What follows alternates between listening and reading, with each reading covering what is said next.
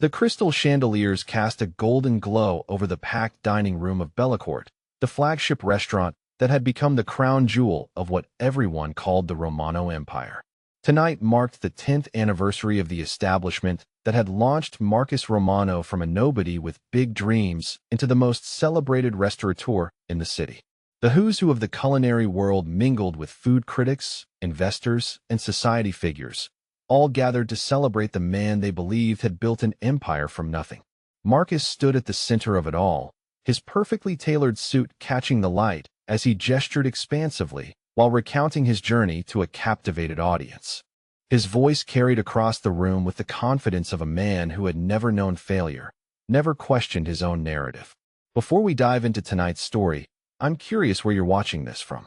Are you in a city where restaurant empires rise and fall, or somewhere where everyone knows everyone's business? Drop a comment and let me know what state or country you're calling home tonight, because this story about hidden power and public facades could be happening anywhere. Marcus raised his champagne flute higher, commanding attention with the natural ease of someone who had grown accustomed to being the center of every conversation. When I opened this place, he announced to the gathering crowd, I had nothing but a vision and the determination to make it reality. Look around you now. 7 restaurants across 3 states. Michelin recognition. A hospitality group that employs over 300 people. This is what happens when you refuse to accept limitations. The guests erupted in appreciative murmurs and applause. Food Network executives nodded approvingly from their prime table near the kitchen. Investment partners smiled knowingly, remembering their early bets on the charismatic young entrepreneur who had convinced them to fund his dreams. Marcus soaked in every moment of the adoration, his chest swelling with pride at the empire he had built through sheer force of will and business acumen. Elena Romano stood quietly near the kitchen entrance, barely visible among the waitstaff and service coordinators who moved seamlessly through the celebration. Her understated black dress and simple jewelry made her nearly invisible compared to the glittering crowd of power players and celebrities who had come to honor her husband's achievements. She watched the scene with the detached observation of someone who had witnessed this performance countless times before, her dark eyes taking in every detail while her expression remained pleasantly neutral. The wine distributor from Tuscany approached Marcus with obvious excitement, eager to share details about the exclusive vintage he had secured for the anniversary celebration. This is exactly the kind of partnership that sets us apart, Marcus declared loud enough for nearby guests to hear. I personally selected every vineyard we work with, traveled to every region, tasted every bottle. That attention to detail is what separates a restaurant from an experience. Elena quietly excused herself from her position and moved toward the wine station, where the distributor's assistant was struggling with the complex inventory system. She spoke in rapid, fluent Italian to the confused young man, immediately identifying the mix-up in the ordering codes that had threatened to leave them short on the featured wines. Within minutes, she had reorganized the entire display and ensured the servers understood which vintages paired with which courses. The distributor's assistant looked at her with obvious relief and growing respect, clearly wondering who this woman was who could solve in moments what had been confusing him for hours. Marcus continued his grand tour of the dining room, stopping at each table to personally greet the influential guests who had made the effort to attend his celebration. He spoke knowledgeably about market expansion, labor costs, and the challenges of maintaining quality across multiple locations. His conversation flowed effortlessly between topics as diverse as real estate acquisition strategies and the psychology of menu design. Everyone who spoke with him came away impressed by his comprehensive understanding of every aspect of the hospitality business. The head chef from their newest location in Phoenix pulled Marcus aside to discuss a supply chain issue that was threatening to disrupt their grand opening next month. Marcus listened intently, nodding thoughtfully as he absorbed the details of the problem. "We'll solve this first thing Monday," he assured the chef with complete confidence. "I'll make some calls, leverage some relationships, and we'll have this sorted before it becomes a real issue." This is exactly the kind of crisis management that separates successful restaurateurs from the ones who flame out in their first year. Elena appeared at Marcus's elbow just as the chef was about to launch into more detailed concerns about vendor relationships and delivery schedules. She handed him a small piece of paper with a phone number and a few notes written in her precise handwriting. "Call this distributor in Denver," she said quietly to the chef, her voice barely audible over the celebration around them. "They can handle your volume requirements, and their pricing is 12% better than your current vendor. Ask for Roberto and mention the Romano account. He'll take care of you." The chef looked at the paper with surprise, then at Elena with growing interest. "How did you know about the Denver connection?" he asked, but Elena had already melted back into the crowd, leaving Marcus to accept the chef's grateful praise for the brilliant solution to his supply problems. The evening progressed with Marcus holding court at table after table, regaling investors with stories of his expansion strategy and his plans for national franchising.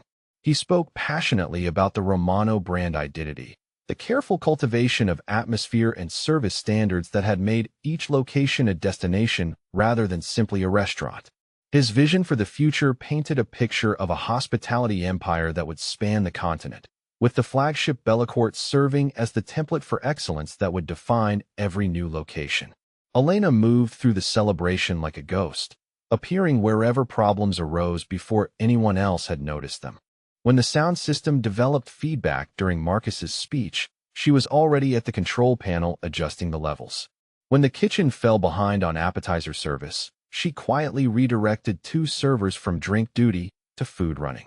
When the photographer hired to document the event complained about inadequate lighting, she had already contacted the rental company to bring additional equipment. The mayor arrived fashionably late, making a grand entrance that immediately shifted the focus of the entire room. Marcus greeted him like an old friend, their conversation centering on the economic impact of the Romano restaurants and the tax revenue they generated for the city. The mayor praised Marcus's commitment to local sourcing and job creation, publicly crediting him with revitalizing 2 previously struggling neighborhoods through strategic restaurant placement. "I've watched this young man transform not just empty buildings, but entire communities," the mayor announced to the gathered crowd. The Romano Empire represents the kind of innovative thinking and entrepreneurial spirit that makes our city a destination for business and tourism. Marcus Romano didn't just open restaurants. He created gathering places that bring people together and generate prosperity for everyone around them. Elena stood behind a pillar, listening to the mayor's praise while reviewing the evening's receipts on a tablet. Her fingers moved quickly across the screen as she analyzed the sales data, identified trends in customer ordering patterns, and made notes about adjustments needed for future events. The numbers told a story of phenomenal success that would be the envy of any restaurant owner in the city. The celebration reached its crescendo when Marcus called for attention one final time, his voice carrying easily across the now silent dining room. He spoke about gratitude, about the team that had made everything possible, about the loyal customers who had supported his vision from the very beginning. His words painted a picture of humble beginnings and relentless determination, of a man who had risked everything to chase a dream and had been rewarded beyond his wildest expectations. As the applause died down and guests began to filter toward the exit, Elena noticed Marcus's personal assistant approaching him with a concerned expression. There was an urgent call from the Seattle location, something about a kitchen fire and potential closure for health department inspection. Elena watched her husband's confident demeanor shift slightly as he absorbed this latest crisis that threatened to tarnish his perfect evening. She appeared beside him before he could respond to the assistant, placing a gentle hand on his arm while speaking quietly into his ear. "The Seattle manager is handling everything correctly," she said in a voice only Marcus could hear. The fire was contained to a single ventilation unit, no food safety concerns, and I've already confirmed the replacement parts will arrive tomorrow morning. The insurance adjuster is meeting them at 8 and will be back in operation by lunch service. Marcus's tension visibly evaporated as he processed Elena's words. He looked at her with a mixture of relief and mild irritation, as if her competence was somehow diminishing his own importance in resolving the crisis. "How did you already know about Seattle?" he asked. But Elena was already walking away toward the kitchen where the staff was beginning the massive cleanup that would restore Bellecourt to perfection before tomorrow's service. The last of the guests filtered into the night, leaving behind empty champagne bottles and the satisfied exhaustion that follows a truly successful celebration. Marcus stood in the center of his empire's flagship, surveying the scene with the contentment of a man who had achieved everything he had ever wanted. The Romano name was now synonymous with culinary excellence and business success. His personal brand had become a guarantee of quality that opened doors and commanded respect throughout the industry. Elena emerged from the kitchen after ensuring that every detail of the cleanup had been completed to her exacting standards. She moved through the dining room, turning off lights and checking that all equipment was properly secured for the night. Her movements were precise and efficient, the actions of someone who understood every aspect of restaurant operations at a level that went far beyond the surface glamour of ownership. Marcus watched his wife complete her routine with the distracted attention of someone whose mind was already moving on to tomorrow's challenges. Tomorrow he would need to call investors about the Phoenix expansion, review architectural plans for the Dallas location, and meet with the marketing team about the national publicity campaign that would cement the Romano brand in markets across the country. 3 weeks after the anniversary celebration that had cemented Marcus Romano's reputation as the city's most successful restaurateur, he stood in the center of Bellecourt's dining room during the busy lunch service with a manila envelope in his hand and a cruel smile on his face. The restaurant hummed with its usual energy as servers moved between tables filled with business executives and food enthusiasts who had made reservations weeks in advance. The kitchen operated with clockwork precision, sending out plate after plate of the artfully composed dishes that had earned the Romano Empire its stellar reputation. Elena emerged from the kitchen where she had been coordinating with the pastry chef about a wedding cake order for the weekend. She moved through the dining room with her characteristic quiet efficiency, stopping to ensure that the new server understood the wine pairing recommendations and checking that the corner table had received their specially requested gluten-free modifications. Her presence in the restaurant was so seamlessly integrated into the daily operations that most diners never noticed her at all. Marcus waited until Elena had reached the center of the dining room, surrounded by servers and within clear view of both the kitchen staff and the guests at nearby tables. He held up the envelope with deliberate ceremony, his voice carrying clearly across the ambient noise of conversation and clinking silverware. "Elena," he announced loud enough for everyone to hear, "I have something for you." The servers stopped their movements, instinctively sensing that something significant was about to happen. Several guests at nearby tables paused their conversations, curious about the sudden shift in atmosphere that had transformed the restaurant's pleasant energy into something charged with tension. Elena looked at her husband with a mixture of confusion and growing concern, clearly unprepared for whatever public display he had planned. Marcus opened the envelope with theatrical precision, removing a thick stack of legal documents that he held up for everyone to see. "These are divorce papers," he declared, his voice filled with satisfaction rather than sorrow. "I'm filing for dissolution of our marriage and claiming full ownership of all 7 Romano restaurants, the catering business, and all associated assets." The silence that followed his announcement was deafening. Servers stood frozen with plates in their hands, unsure whether to continue their duties or retreat to safety. The kitchen staff had gathered in the doorway, drawn by the commotion but horrified by what they were witnessing. Guests at nearby tables stared openly, some reaching for their phones to capture what was clearly going to become the kind of scandal that would dominate social media within hours. Elena's face went pale as she processed both the content of Marcus's announcement and the calculated cruelty of delivering it in such a public setting. She reached for the documents with trembling hands, her usual composure completely shattered by the magnitude of his betrayal and the humiliating circumstances he had chosen for its revelation. Her voice was barely above a whisper when she finally spoke, asking why he would do this here, in front of everyone. Marcus's smile widened as he surveyed the shocked faces around him, clearly energized by the power he was wielding over his wife and everyone who worked for them. "Because, Elena," he said with deliberate emphasis on her name, "I want everyone to understand exactly what's happening here. You see, while everyone believes we built this empire together, the truth is that I did all the work while you played house and planned dinner parties." He turned to address the staff directly, his voice taking on the authoritative tone he used when making important business announcements. "For 10 years, I have been the vision, the strategy, and the execution behind everything you see here. I identified the locations, secured the financing, developed the concepts, and built the relationships that made all of this possible. Elena has been along for the ride, nothing more. The head chef, a man who had worked with both Marcus and Elena for over 5 years, shifted uncomfortably as he listened to this revised version of history. He remembered countless instances when Elena had solved operational problems, negotiated with suppliers, and made decisions that had prevented disasters. But Marcus's tone made it clear that any contradiction would not be tolerated.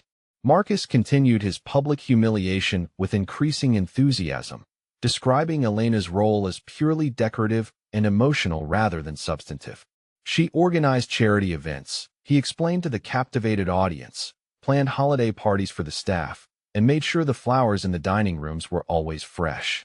Important work, certainly, but hardly the foundation of a restaurant empire worth $47 million.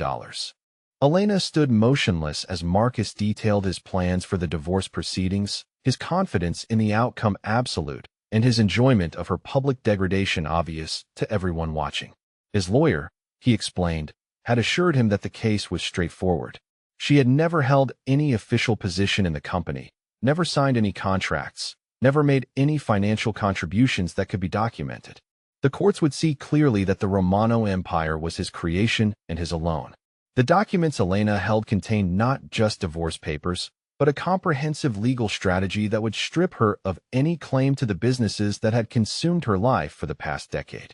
Marcus had prepared meticulously for this moment, consulting with top divorce attorneys who specialized in high-asset cases and business valuations. Every aspect of his approach had been designed to ensure that Elena would walk away with nothing more than a minimal settlement based on their personal assets rather than the business empire. Marcus announced that he would be moving his belongings out of their penthouse apartment that evening and that Elena should not expect to remain there beyond the end of the month. The apartment, like everything else of value in their lives, was tied to the business and would therefore become his sole property once the divorce was finalized. She could find somewhere else to live that was more appropriate to her actual financial circumstances.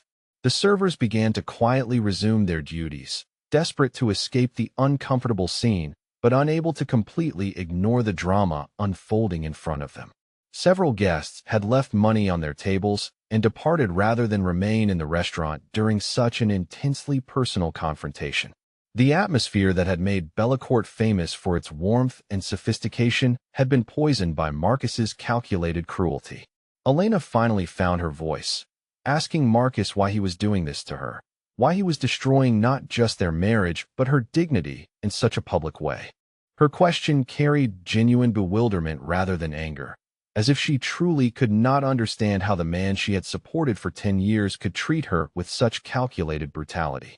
Marcus's response revealed the depth of his contempt and the extent to which he had rewritten their shared history to cast himself as the sole architect of their success. "You never understood the business, Elena," he said with patronizing patience. "You never contributed anything meaningful to our growth or success. I built this empire while you worried about place settings and seating arrangements. It's time you learned to live in the real world instead of the fantasy I've been supporting for the last decade." The head sommelier, a woman who had been hired personally by Elena 3 years earlier, watched the scene with growing anger but remained silent. She remembered Elena's extensive knowledge of wine regions, her ability to predict customer preferences, and her skill at managing the complex relationships with distributors across multiple states. The revision of history that Marcus was presenting bore no resemblance to the reality she had witnessed. As the initial shock of the announcement wore off, Elena began to gather herself with the quiet dignity that had always characterized her responses to crisis. She folded the legal documents carefully and placed them in her purse, her movements deliberate and controlled despite the tremor in her hands. She looked around the dining room one final time, taking in the faces of staff members who had become like family over the years of working together. Marcus interpreted her silence as acceptance and defeat, exactly the response he had hoped to provoke. He announced to the remaining staff that there would be changes coming as he restructured the business operations to reflect the new reality of single ownership. Some positions might be eliminated, others might be reassigned, but everyone who remained loyal to him and the Romano brand would continue to have opportunities for growth and advancement. The message was clear: choose sides now, and choose wisely. The staff members who had witnessed Elena's quiet competence over the years found themselves in an impossible position. They could speak up in her defense and risk losing their jobs, or they could remain silent and watch her be systematically erased from the story of the empire she had helped build. Elena walked toward the exit with measured steps, her head held high despite the devastating blow she had just received. As she passed the hostess station, she paused to speak quietly to the young woman who managed reservations and customer communications. "The Romano Group website password is changing today," she said in a voice only the hostess could hear. "Make sure you download all the customer contact lists before 5 o'clock. Save them somewhere safe." The hostess looked confused but nodded, sensing the urgency in Elena's tone even if she didn't understand its significance. Elena continued toward the door, stopping briefly at the coat check where she retrieved a small leather portfolio that she had left there earlier. The portfolio was thin but clearly contained something important enough for her to remember even in the midst of her public humiliation. Marcus watched his wife leave with visible satisfaction, already turning his attention to the practical matters of damage control and business continuity. He moved through the dining room, reassuring concerned guests that the restaurant's service and quality would not be affected by his personal matters. His charm and confidence seemed unshakable, as if the destruction of his marriage was simply another business transaction that he had executed successfully. That evening, as Marcus had promised, a moving truck arrived at the penthouse apartment to collect his belongings. He supervised the process personally, making sure that everything of value was properly cataloged and removed. He took particular pleasure in packing up the awards and recognition certificates that lined his office walls, the tangible proof of the success that was now entirely his own. By the following Monday, Marcus had moved into a smaller apartment closer to the flagship restaurant, and rumors were already circulating through the industry about his newly single status. The head chef from their newest location, a striking woman named Sophia who had recently been promoted to executive chef, had been seen leaving his apartment building early in the morning. The staff whispered about how quickly he had moved on and wondered what this meant for the future dynamics of the restaurant group. Elena, meanwhile, had disappeared from the restaurants entirely. Her usual morning visits to check inventory and coordinate with suppliers had stopped abruptly. The staff members who had grown accustomed to her quiet problem-solving and behind-the-scenes management found themselves struggling with issues that she had previously handled seamlessly. Supply deliveries were delayed, vendor relationships became strained, and small operational problems began accumulating into larger concerns. Marcus dismissed these growing difficulties as temporary adjustment issues that would resolve themselves once everyone accepted the new management structure. He had no doubt that his leadership abilities and industry relationships would be sufficient to maintain the empire's trajectory of success. The problems that had emerged in Elena's absence only proved his point about her limited contributions, he told anyone who would listen. But Elena had not simply vanished from their lives. Staff members occasionally spotted her leaving downtown office buildings that housed law firms and financial consultancies. She carried herself differently now, with a purposeful energy that seemed to have replaced her former quiet deference. The leather portfolio that she had retrieved from Bellecourt was always with her, suggesting that whatever she was planning required careful documentation and professional consultation.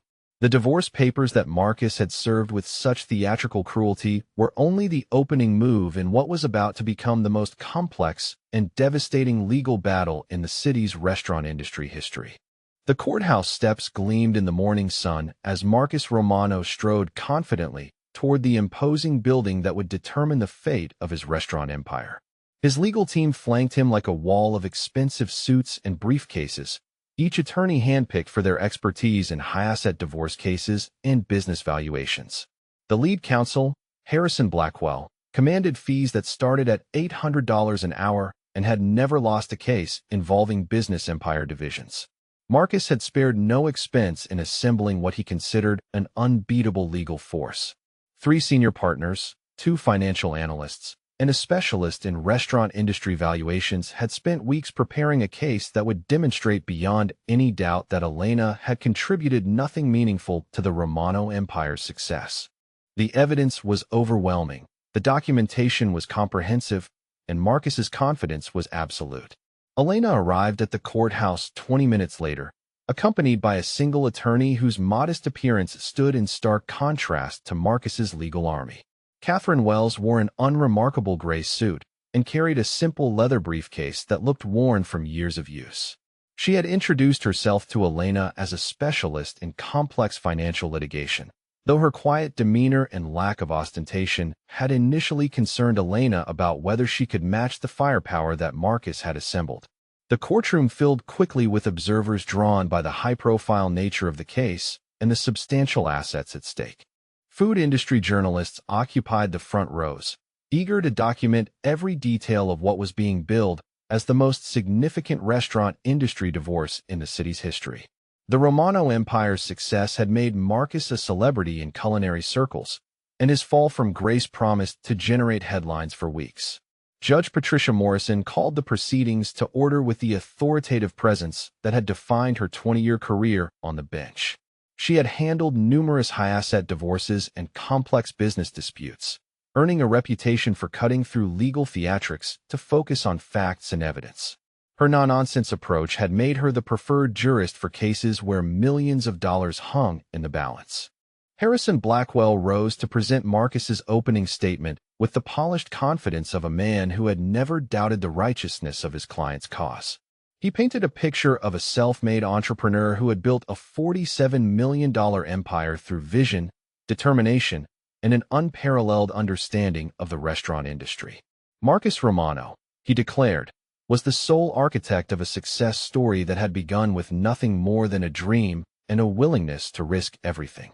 The opening statement detailed Marcus's journey from ambitious young man with no family wealth or business connections to the owner of 7 successful restaurants across 3 states. Blackwell described the countless hours Marcus had spent developing concepts, scouting locations, negotiating leases, and building the relationships that had made the Romano Empire possible. Every major decision, every strategic breakthrough, every moment of crisis management had been handled personally by Marcus with skill and determination that had impressed investors and competitors alike. Elena Romano, Blackwell continued with barely concealed dismissal, had played the traditional role of a supportive spouse during this remarkable journey. She had organized social events, planned charity fundraisers, and provided emotional support during the challenging early years when success was far from guaranteed. Her contributions were valuable in their own way, but they were fundamentally different from the intellectual and financial foundation that Marcus had provided. Marcus took the stand with the same commanding presence that had made him such an effective public spokesman for his restaurants. His testimony was detailed and comprehensive, walking the court through each phase of the empire's development with the authority of someone who had lived every moment of the struggle. He spoke knowledgeably about market analysis, location demographics, staffing challenges, and the complex financial decisions that had enabled sustainable growth across multiple markets. The financial records that Blackwell presented supported Marcus's narrative completely. Bank statements showed loans taken in his name, investment accounts that reflected his strategic planning, and business documents that bore his signature on every major transaction. The paper trail painted an unmistakable picture of a man who had controlled every aspect of his business empire's development and growth. Marcus's testimony about Elena's role was delivered with a tone that managed to sound both respectful and dismissive. She had been a wonderful hostess, he explained, organizing dinner parties that had helped him build relationships with potential investors and industry contacts. Her natural warmth and social skills had certainly contributed to the pleasant atmosphere that made the Romano restaurants popular gathering places for the city's elite. But when it came to the actual business decisions that had determined the empire's success or failure, Marcus made it clear that Elena had neither the knowledge nor the interest to participate meaningfully. She had never shown any aptitude for financial analysis, never demonstrated understanding of market dynamics, and never expressed interest in the operational details that consumed Marcus's daily attention. Her world was social and domestic, while his was strategic and commercial. Catherine Wells rose to begin her cross-examination with a quiet intensity that immediately shifted the courtroom's energy. Her questions began simply enough, asking Marcus to clarify basic details about the timeline of his empire's development and the sequence of major business milestones. Her tone was respectful and professional, giving no indication that she was building toward anything more significant than routine fact-checking. The initial questions seemed almost pointlessly detailed as Wells asked Marcus to specify exact dates when various restaurants had opened, precise amounts of initial investments, and the names of every financial institution that had provided funding. Marcus answered with growing confidence, clearly pleased to demonstrate his comprehensive knowledge of every aspect of his business operations. Each answer reinforced his image as a handsome leader who understood his empire at every level. Wells then began asking about the funding sources for each major expansion, requesting specific details about where the initial capital had originated and how subsequent investments had been structured. Marcus's answers remained confident, though he occasionally glanced toward his attorney when the questions became particularly granular. He explained that his early success had attracted investors who recognized his talent and were eager to participate in the empire's growth. The questions gradually became more pointed as Wells asked about specific loan applications, investment agreements, and the financial statements that had been submitted to secure funding for each new location. Marcus maintained his composure, but observers in the courtroom began to notice a slight edge creeping into his responses. The detailed financial scrutiny was clearly more intense than he had expected. Wells produced a series of documents from her briefcase, each one bearing official seals and stamps that indicated their authenticity and legal significance. She asked Marcus to identify various signatures, confirm specific dollar amounts, and explain the circumstances surrounding particular financial transactions. Her questions were precise and methodical, building a detailed picture of the empire's financial foundation that went far beyond the general narrative Marcus had provided in his opening testimony. When Wells asked Marcus to explain how he had qualified for a particularly large commercial loan that had enabled the purchase of the Phoenix location, his answer became noticeably less detailed. He spoke generally about his track record and credit history, but avoided the specific financial documentation that had convinced the bank to approve such a substantial commitment. His legal team exchanged glances as they recognized that Marcus was struggling with questions he should have been able to answer effortlessly. Elena sat quietly at her attorney's table, her demeanor calm and attentive as she watched her husband field increasingly difficult questions about the financial details of their shared empire. Her notebooks remained closed, but her eyes never left Marcus's face as he worked to maintain his composure under Wells's methodical examination.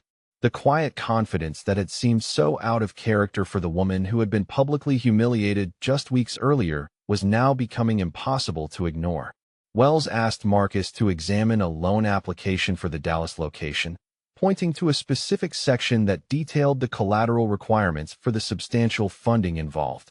The document was complex and technical, filled with financial terminology and legal specifications that would challenge anyone without extensive business experience.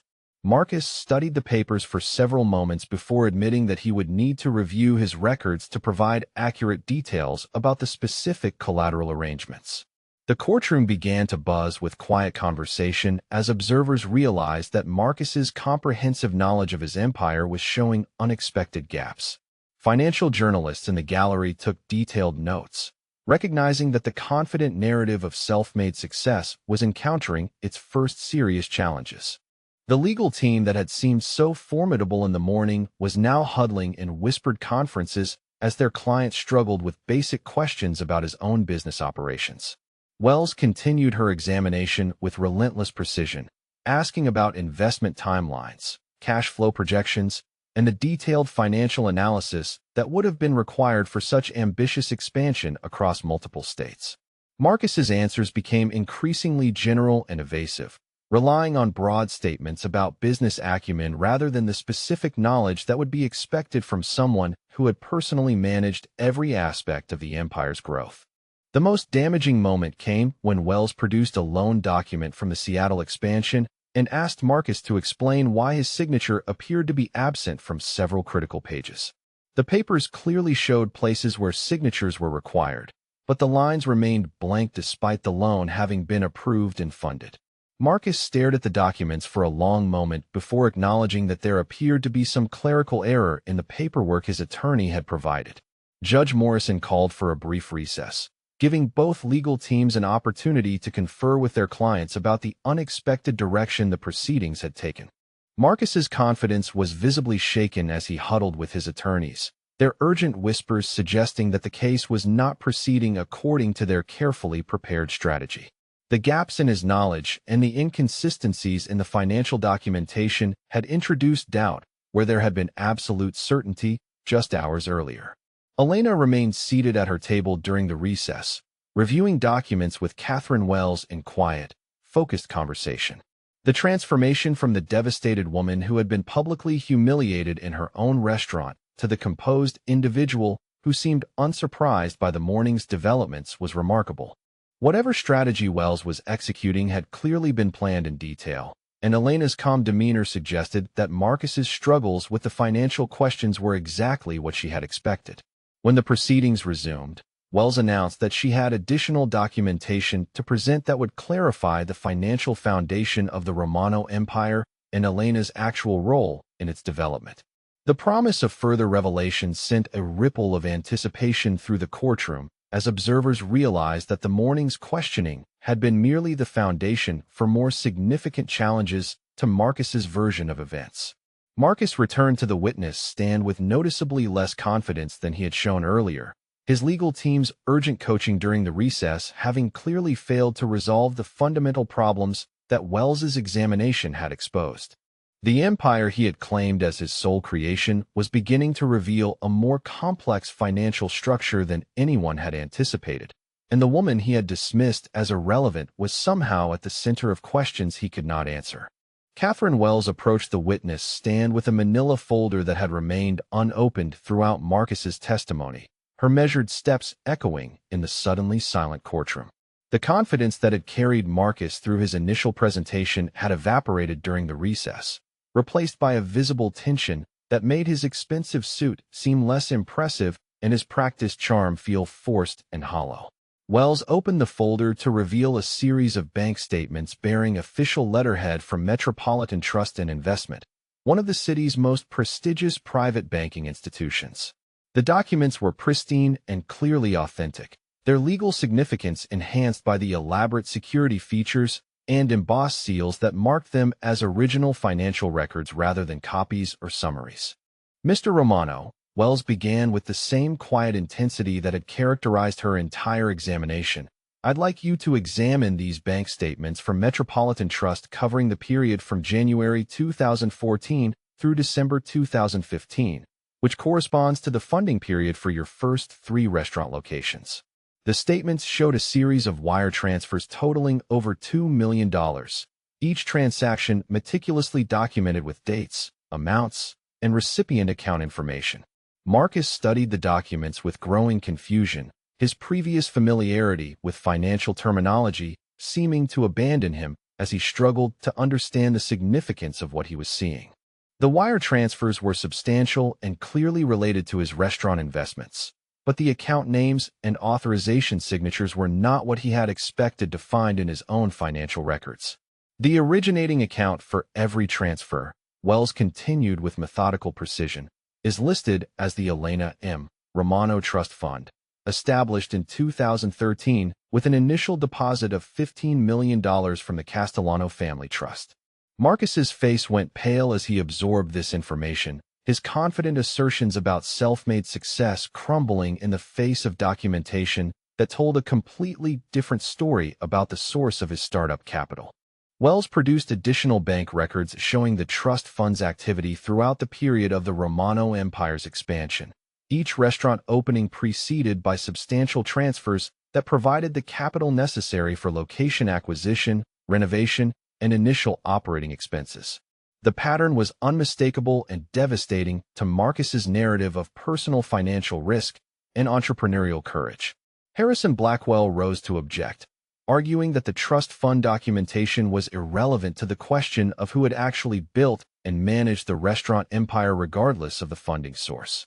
His voice carried a note of desperation that had been completely absent during his confident opening statement just hours earlier. The careful case he had constructed was collapsing as the financial foundation of Marcus's success revealed itself to be entirely different from what they had prepared to defend. Judge Morrison overruled the objection with a sharp look that made it clear she considered the financial documentation to be absolutely central to determining the true ownership and contribution claims in the case. The court needed to understand exactly how the Romano Empire had been funded before it could evaluate the relative contributions of the two parties to its success and growth. Wells continued her systematic destruction of Marcus's financial claims by producing property deeds for all 7 restaurant locations, each document bearing Elena's signature as the primary purchaser and owner. The deeds showed that Elena had personally negotiated the acquisition of every piece of real estate in the Romano Empire, from the flagship Bellecourt location to the newest facility in Phoenix that was still under construction. The real estate transactions revealed a level of strategic sophistication that Marcus had never demonstrated in his testimony about location selection and market analysis. Elena had purchased properties in emerging neighborhoods months or sometimes years before their commercial potential became obvious to other investors. Her timing had been impeccable, acquiring prime real estate at below-market prices and then developing them into restaurant locations that benefited from the gentrification trends she had anticipated. Marcus stared at the property deeds in complete bewilderment, unable to reconcile the evidence of Elena's central role in real estate acquisition with his public assertions about personally scouting and securing every location.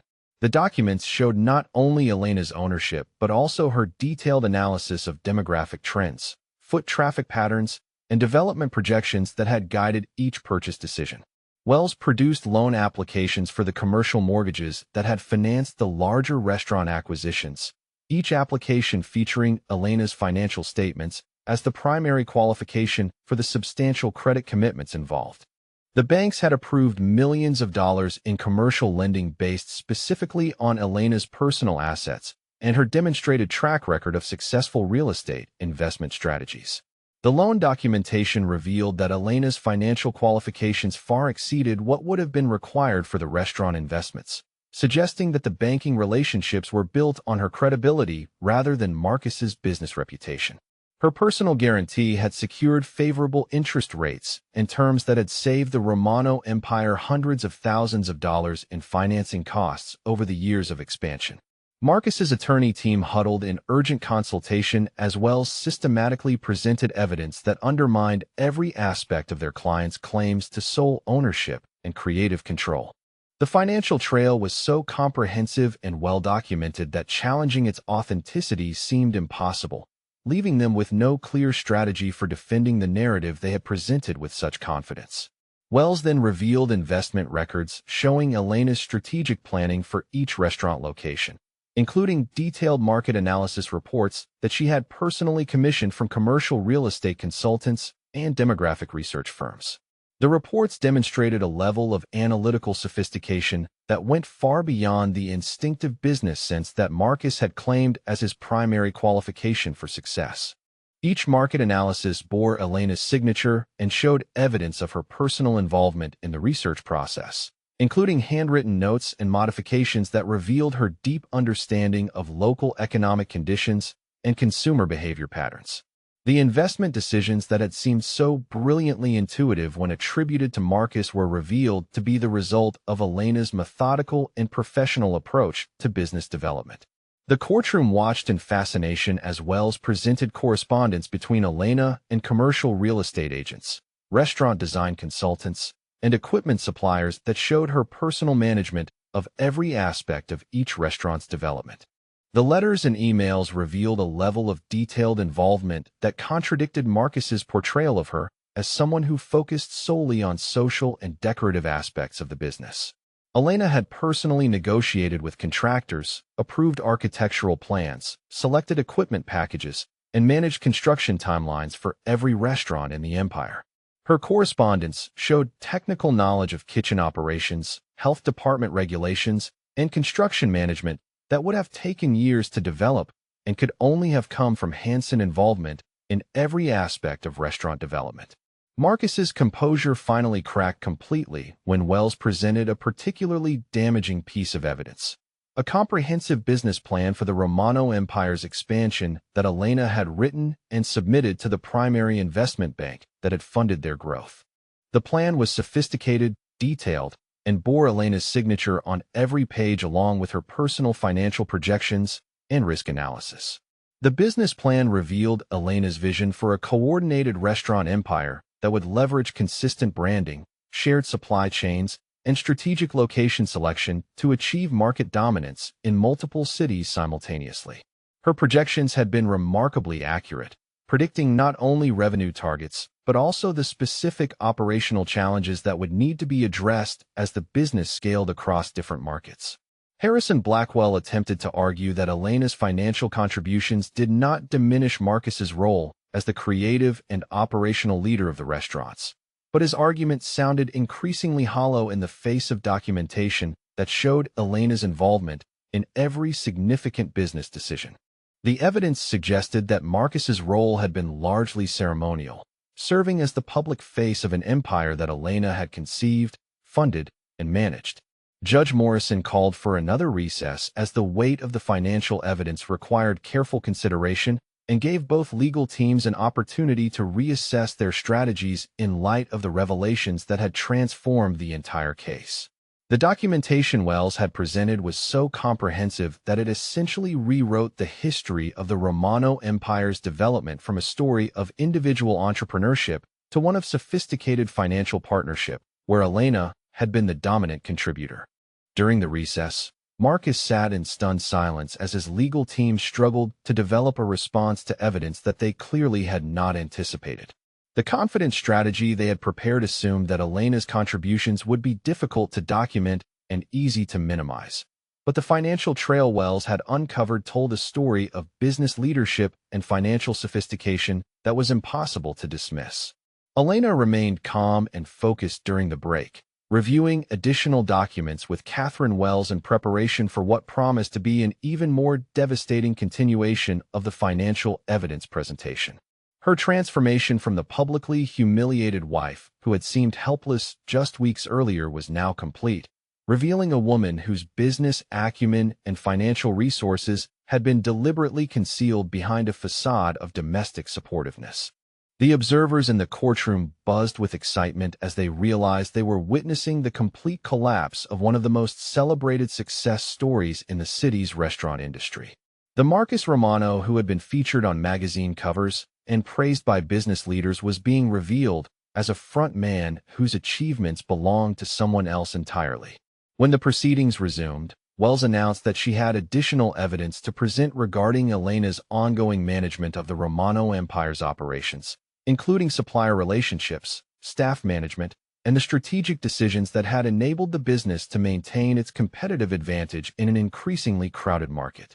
The promise of even more comprehensive documentation sent a wave of anticipation through the courtroom as everyone realized that Marcus's humiliation was far from complete. Catherine Wells called her first witness with the quiet confidence of an attorney who knew that the foundation she had built through financial documentation was about to be reinforced by testimony that would leave no doubt about who had actually created and managed the Romano Empire.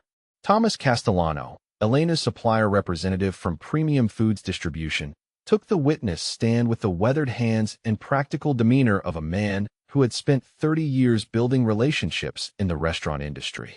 Castellano's testimony began with a simple question about his business relationship with the Romano Restaurant Group, but his answers quickly revealed the extent to which Elena had personally managed every aspect of their supply chain operations. For the past 8 years, he explained to the fascinated courtroom, Elena Romano had been his primary contact for all contract negotiations, pricing discussions, and quality control issues across the entire restaurant empire.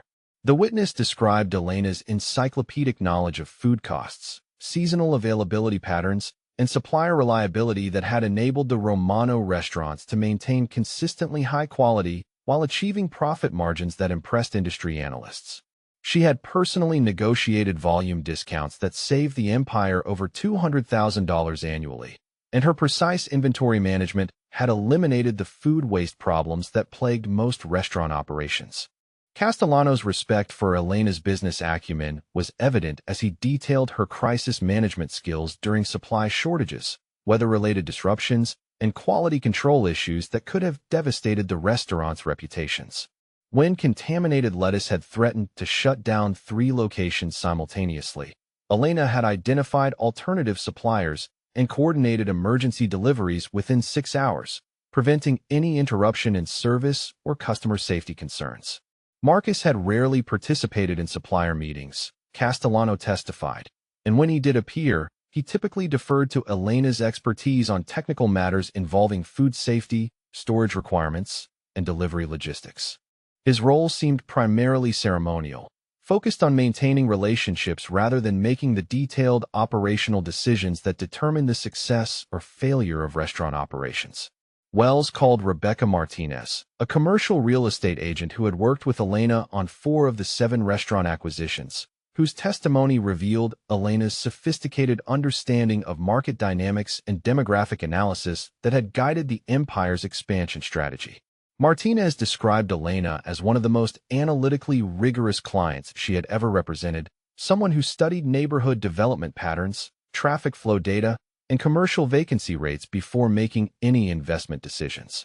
Elena had personally walked every potential location multiple times, Martinez explained, observing customer behavior patterns at different hours and days to understand the commercial potential that might not be obvious from simple demographic reports.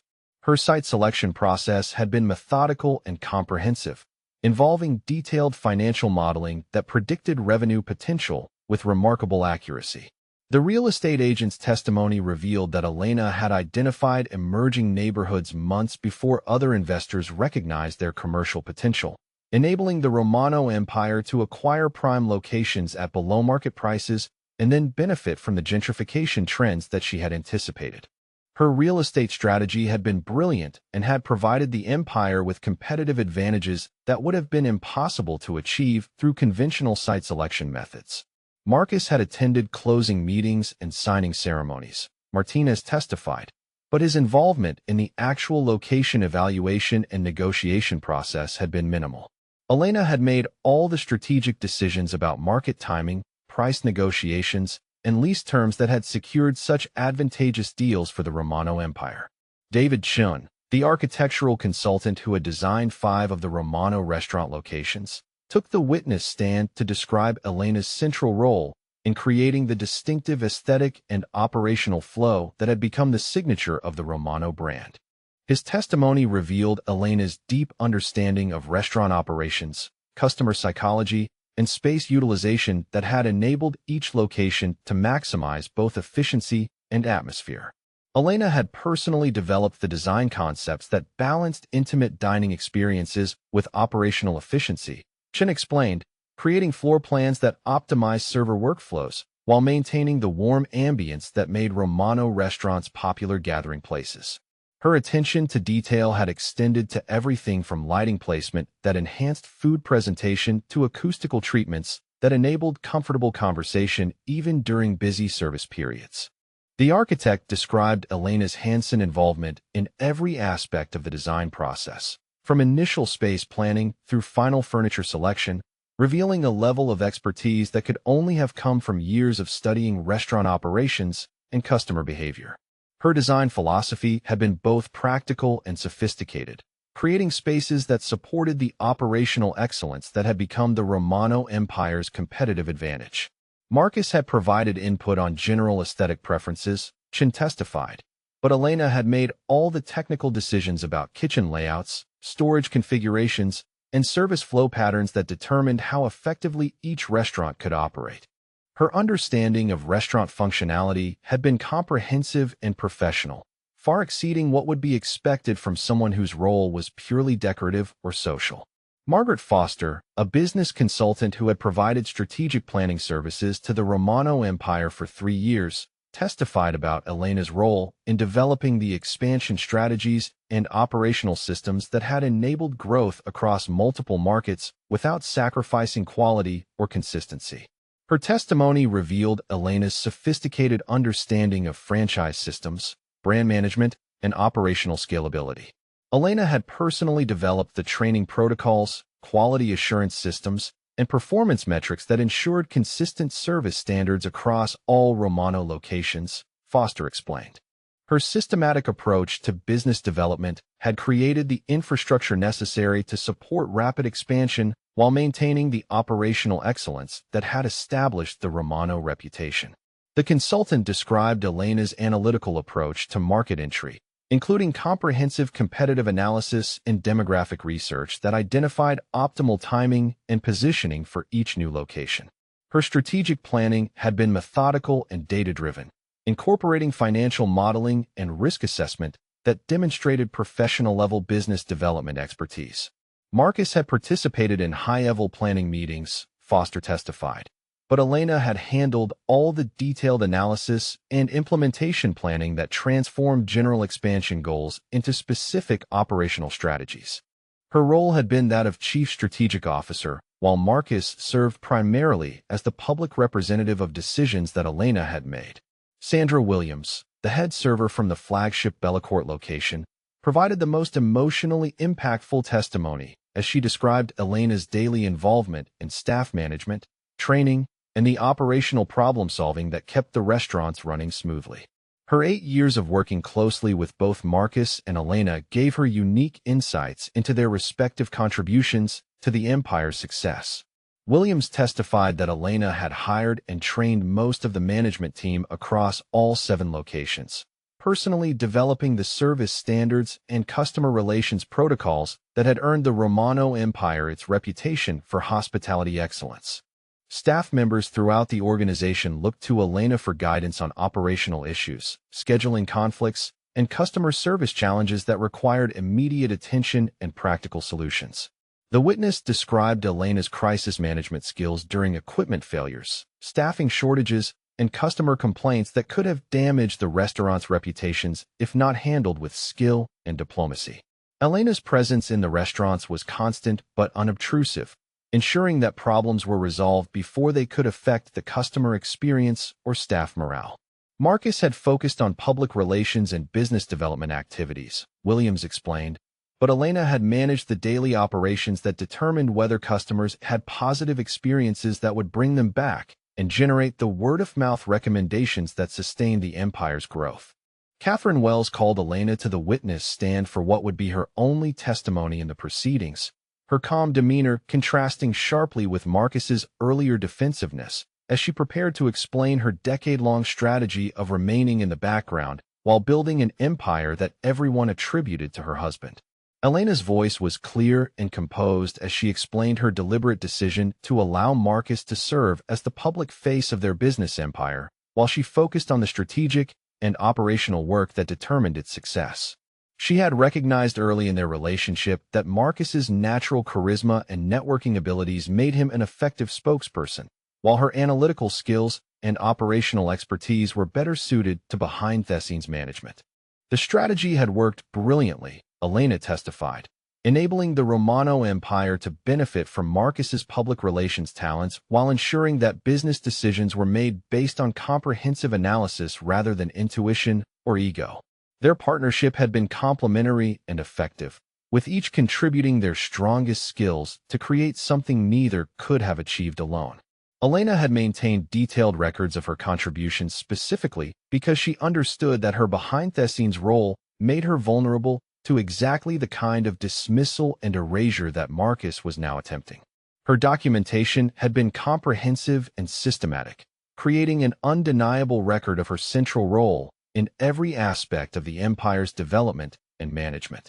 The transformation in the courtroom atmosphere was complete as Elena's calm explanation reframed the entire narrative from a story of male entrepreneurial success to one of strategic partnership, where the most crucial contributions had been systematically concealed.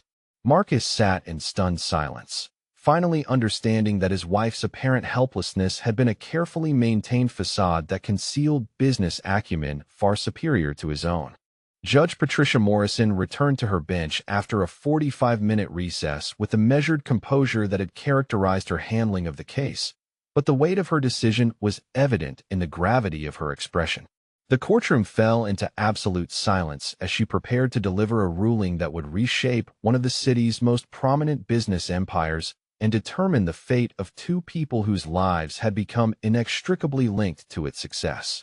The evidence presented in this case, Judge Morrison began, her voice carrying across the packed courtroom with unmistakable authority, has revealed a pattern of financial contribution and operational management that fundamentally contradicts the claims made by the petitioner. The financial documentation, property records, and witness testimony have established beyond any reasonable doubt that Elena Romano has been the primary architect, funding source, and operational manager of the Romano restaurant empire throughout its entire existence. Marcus Romano sat motionless as the judge systematically dismantled every aspect of the case his legal team had presented with such confidence just days earlier. The narrative of self-made entrepreneurial success that had defined his public identity was being officially rejected by the legal system that would now determine his future financial circumstances. Judge Morrison's ruling was comprehensive and devastating to Marcus's claims. Elena Romano would receive sole ownership of all 7 Romano restaurant locations, the catering business, all associated real estate holdings, and the Romano brand name and trademarks. The empire that Marcus had claimed as his personal creation was being transferred in its entirety to the woman he had attempted to erase from its history. The judge's decision went beyond simple asset division to address the systematic deception that Marcus had perpetrated throughout their marriage and during the divorce proceedings. Marcus would be required to pay Elena's substantial legal fees, which had accumulated to over $200,000 during the complex litigation. Additionally, he would provide spousal support payments of $15,000 per month for a period of 10 years, reflecting the court's recognition that his public status and career prospects had been built entirely on Elena's hidden contributions. Most damaging to Marcus's immediate financial situation, Judge Morrison ordered that his personal assets be frozen pending a comprehensive audit to determine whether he had attempted to conceal or transfer marital property in anticipation of the divorce proceedings. The luxury apartment he had rented, the expensive car he drove, and the investment accounts he had claimed as his personal property would all be subject to investigation and potential recovery. The courtroom erupted in whispered conversations as observers processed the magnitude of the ruling and its implications for Marcus's future in the restaurant industry. Food industry journalists frantically updated their stories, recognizing that they were witnessing the complete collapse of one of the city's most celebrated business success stories and its transformation into a cautionary tale about deception and the consequences of taking credit for others' work.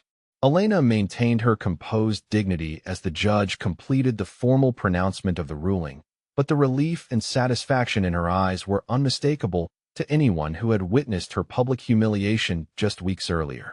The woman who had been dismissed as a decorative wife was now officially recognized as the sole owner of a $47 million business empire, while the man who had claimed all the credit faced financial ruin and professional disgrace. Harrison Blackwell rose to request an immediate appeal of the ruling, but Judge Morrison's sharp response made it clear that the evidence had been so overwhelming and the legal arguments so one-sided that any appeal would face significant challenges. The financial documentation alone provided an unshakable foundation for the ruling, and the witness testimony had been so consistent and detailed that challenging the court's findings would be extremely difficult. Marcus finally spoke for the first time since Elena's testimony, his voice barely audible as he asked the judge whether the ruling meant that he would have no continued involvement in the restaurants that had defined his adult life. Judge Morrison's response was immediate and uncompromising. He had forfeited any claim to involvement in the business through his systematic deception and his attempt to steal assets that belonged to his wife. His only remaining connection to the Romano Empire would be through the spousal support payments that he would receive as acknowledgement of their former marriage. As the court session concluded and the legal teams began gathering their documents, Elena was immediately surrounded by restaurant industry leaders who had attended the proceedings and were eager to congratulate her on her victory and express their admiration for her business acumen. The revelation of her central role in building the Romano Empire had instantly elevated her status from invisible spouse to respected business leader whose strategic insights would be valuable to the entire industry. The transformation in Elena's public treatment was immediate and dramatic. Restaurant owners who had barely acknowledged her presence at industry events were now requesting meetings to discuss potential collaborations and partnerships. Food critics who had attributed the Romano Empire's success entirely to Marcus were already revising their assessments and seeking interviews with the woman whose vision and management had actually created the dining experiences they had praised for years. Elena's first public statement as the sole owner of the Romano Empire was delivered from the steps of the courthouse, her confidence and authority a stark contrast to the meek acceptance she had shown during Marcus's public humiliation of her weeks earlier. She announced her intention to expand the Romano brand aggressively, with plans for 3 new locations in untapped markets and a comprehensive rebranding effort that would reflect her vision for elevated dining experiences that combined operational excellence with genuine hospitality. The staff members who had witnessed Elena's daily contributions to the restaurant's success over the years were not surprised by the court's ruling, but their excitement about her official leadership was palpable. Many had quietly hoped that she would eventually receive recognition for her work, and the prospect of working directly for her rather than serving as intermediaries for Marcus's public relations efforts energized the entire organization. Marcus left the courthouse through a side exit, avoiding the media attention that he had once courted so enthusiastically. His expensive legal team had abandoned him immediately after the ruling, recognizing that their client could no longer afford their services and that his reputation would make him a liability for their firm's future high-profile cases. The confidence and charm that had made him such an effective spokesperson for the Romano Empire had evaporated, leaving behind a man who finally understood the full extent of his dependence on Elena's hidden contributions. Within a week of the court ruling, Marcus's personal circumstances had deteriorated dramatically. Sophia, the executive chef who had become his mistress, ended their relationship immediately upon learning that he would no longer have access to the restaurants or the lifestyle that had attracted her in the first place. The luxury apartment that had symbolized his success was repossessed when the frozen assets prevented him from making rent payments, forcing him to move into a modest studio apartment in a neighborhood that reflected his actual financial circumstances. Elena's takeover of the Romano Empire was swift and decisive, demonstrating the leadership skills that had been concealed behind years of strategic invisibility. She immediately implemented operational improvements that had been delayed by Marcus's resistance to change, including updated point-of-sale systems, enhanced staff training programs, and menu refinements that reflected evolving customer preferences. The staff's enthusiasm for Elena's leadership translated into improved performance across all locations, with customer satisfaction scores reaching record highs within a month of her taking official control. The operational efficiency that had always been the Romano Empire's competitive advantage was enhanced by Elena's ability to communicate directly with managers and staff without the filtering and translation that had been necessary when Marcus served as an intermediary. Elena's strategic vision for the empire's growth proved to be even more ambitious and sophisticated than anyone had imagined. Her expansion plans included not only new restaurant locations, but also a catering division that would serve corporate clients and special events, a retail line of signature Romano products that could be sold through grocery chains, and a consulting service that would help other restaurant owners implement the operational systems that had made the Romano Empire so successful. The business media that had once celebrated Marcus as an entrepreneurial genius now struggled to explain how they had missed Elena's central role in creating the empire they had praised. Food critics revisited their previous reviews with new understanding of the operational excellence and strategic thinking that had consistently impressed them, recognizing that their assumptions about masculine leadership had blinded them to the reality of who was actually responsible for the experiences they had celebrated. Marcus's fall from grace accelerated as word of the court ruling spread throughout the restaurant industry.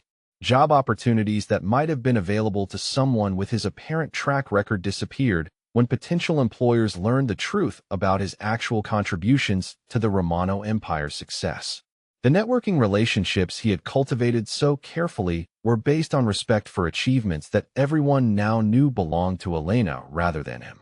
6 months after the court ruling, Marcus found employment as a server at Coastal Kitchen, a mid-level restaurant across town that bore no resemblance to the sophisticated establishments he had once claimed to have created. His former colleagues in the industry occasionally recognized him while dining there, creating uncomfortable moments that highlighted how far he had fallen from his previous status as a celebrated restaurateur. Elena's new restaurant openings became major events in the city's dining scene, attracting investors, food critics, and industry leaders who were eager to see what the revealed mastermind behind the Romano Empire would create when working under her own name. Each location demonstrated innovations in design, service, and operational efficiency that exceeded even the high standards that had made the original Romano restaurants so successful. The Romano name was eventually retired in favor of Castellano Hospitality Group, reflecting Elena's family heritage and her desire to build a brand identity that was authentically hers rather than a reminder of the deception that had characterized her previous public invisibility. The rebranding was accompanied by expansion into new markets and service categories that demonstrated the full scope of Elena's vision for the hospitality industry. Elena's success story became a case study in business schools and women's leadership programs, highlighting both the dangers of invisible labor and the potential for hidden talent to emerge when given proper recognition and authority. Her transformation from seemingly powerless spouse to celebrated business leader inspired other women who had been minimized or overlooked in their professional or personal relationships. The industry recognition that Elena had been denied for years arrived in abundance once her contributions became public knowledge. She was invited to serve on restaurant industry boards, speak at hospitality conferences, and mentor emerging entrepreneurs who sought to learn from her strategic insights and operational expertise. The respect and influence that Marcus had enjoyed based on her work now belonged to her directly. Marcus's name gradually faded from industry conversations as people moved on to focus on Elena's innovations and achievements. The Romano Empire that had once been synonymous with his public persona was now clearly identified with Elena's vision and leadership, while Marcus himself became a cautionary tale rather than an inspiration for aspiring entrepreneurs. 2 years after the court ruling, Elena had expanded Castellano Hospitality Group into a 15-location empire spanning 5 states, with plans for national franchising that would make her one of the most significant figures in the American restaurant industry. Her success was built on the same analytical rigor and operational excellence that had created the original Romano Empire, but now enhanced by the freedom to innovate and lead without concealing her contributions behind someone else's public persona. Marcus continued working in service positions at various restaurants, never again achieving management responsibilities or industry recognition. His fall from grace served as a permanent reminder that success built on deception and the erasure of others' contributions is ultimately unsustainable when the truth emerges. Elena's story demonstrates that talent and vision, even when deliberately concealed, will eventually find a way to emerge and claim the recognition it deserves. Her transformation from invisible contributor to celebrated leader proves that justice, while sometimes delayed, can be comprehensive and satisfying when the truth finally comes to light. This story of hidden genius, systematic deception, and ultimate justice raises important questions about recognition, partnership, and the dangers of taking credit for others' work. Have you ever witnessed someone taking credit for achievements that belonged to someone else, or found yourself in a situation where your contributions were minimized or overlooked? Share your thoughts in the comments about how this story of Elena's triumph resonates with your own experiences of justice delayed but eventually delivered.